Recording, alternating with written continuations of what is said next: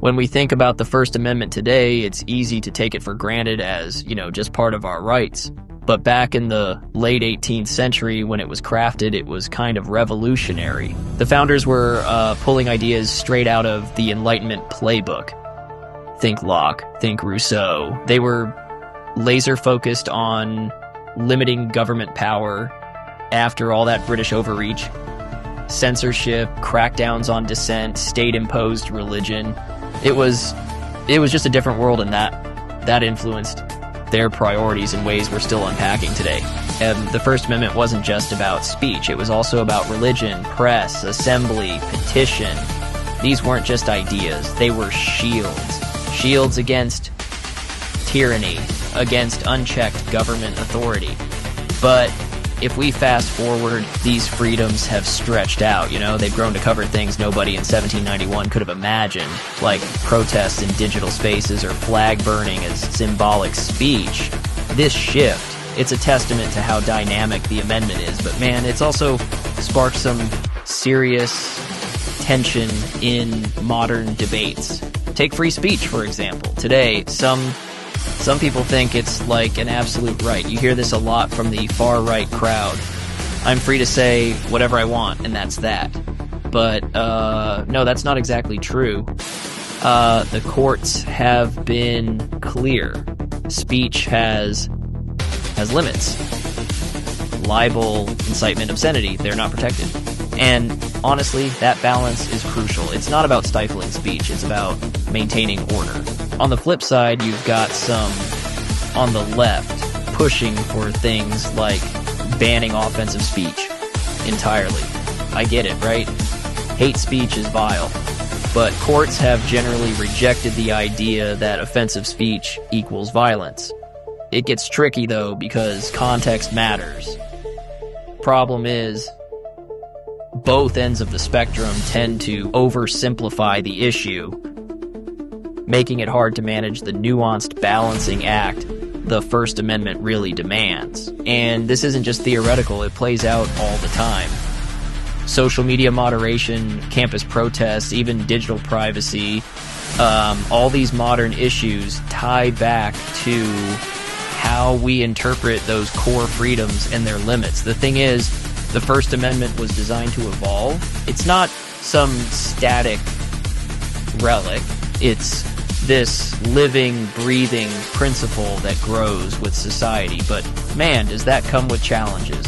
And these challenges only get more real when we factor in religion, like Jefferson's famous metaphor of a wall of separation between church and state. Jefferson's wall of separation, it's probably one of the most quoted but misunderstood metaphors in American history. He wrote it back in 1802 in a letter to the Danbury Baptists. They were worried about state interference in their religious affairs, which, makes sense given the context. Religion then wasn't this pluralistic free-for-all like today. It was tied to state power. Connecticut still had a state-established church at the time. Jefferson's whole point in using that phrase was to say, look, the government isn't going to declare an official religion, and it's not going to mess with your personal beliefs either. It wasn't him, pushing some anti-religion agenda. He wasn't out to banish religion from society. That's where people often get him wrong. It was about creating space, not void. And honestly, the metaphor's still relevant. It still resonates. It's at the heart of modern debates, like that recent web designer case. The one where a designer claimed she wouldn't make a site for a gay wedding even though the couple may not even have existed. Yeah, wild.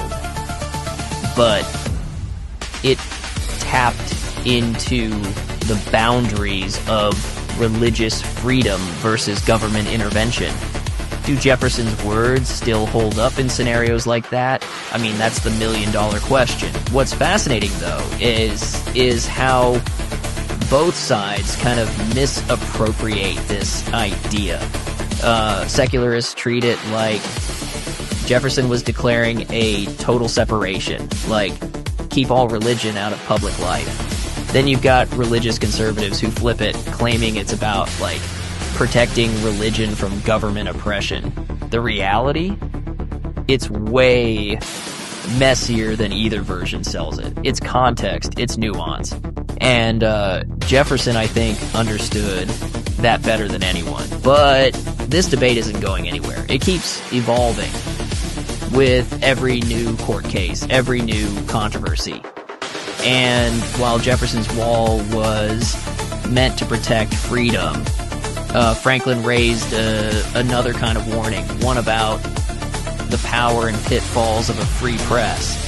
Ben Franklin, he's this iconic figure, right? You think about his inventions, his witty anecdotes, his unending curiosity. But Franklin also had this really sharp take on the press. He saw it as indispensable. A free press would be the backbone of any healthy democracy.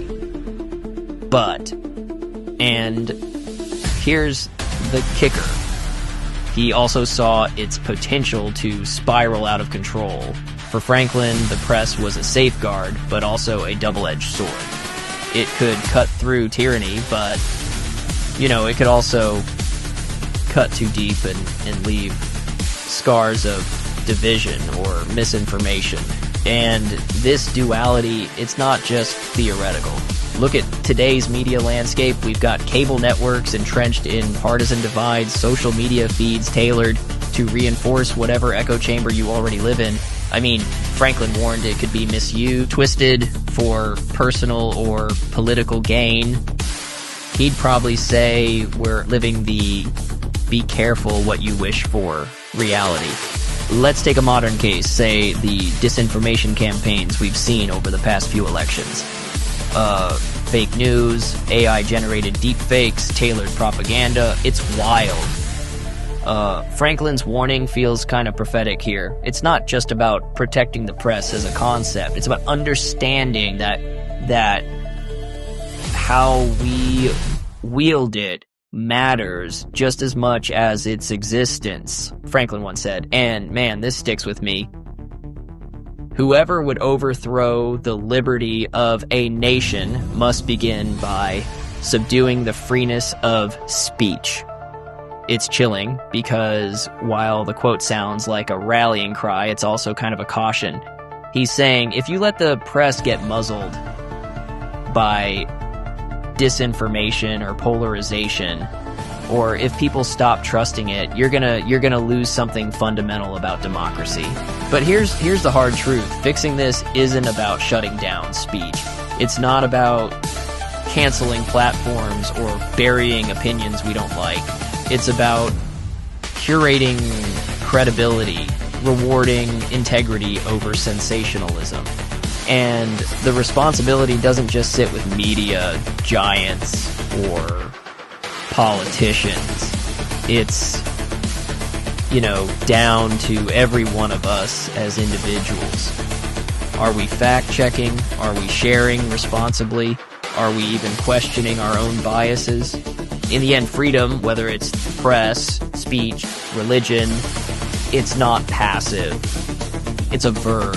It's something we do, something we fight for and nurture. Franklin knew this, Jefferson knew this, and really it's on us to carry that forward, to live up to those ideals while recognizing their complexity.